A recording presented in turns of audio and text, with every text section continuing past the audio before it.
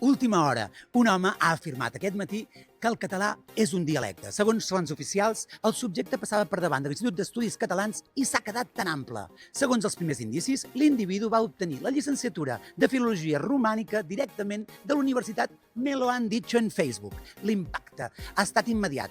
3 filòlegs han patit una punxada al pit i Pompeu Fabra s'està cargolant a la tomba. Un diccionari del Covermoll ha sortit volat de la prestatgeria per estavellar-se contra la paret. Els Mossos d'Esquadra investiguen si el sospitós és el mateix reincident que diu Lérida, Gerona i demana alioli de pot fet amb llet. Menja aquell pa amb tomàquet fet a rodanxes. Protecció Civil recomana no discutir-hi. Si us el trobeu, mantingueu la calma. No fa res, només opina. Oferiu-li un llibre de primària de reüll i allunyeu-vos-en a poc, sense fer moviments bruscos. Recordem que la ignorància és atrevida, però anar pel món fent el ridícul continua sent gratuït.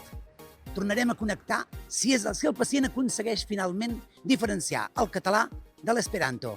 Bona sort a tothom. Pere, Barcelona, els ximplets.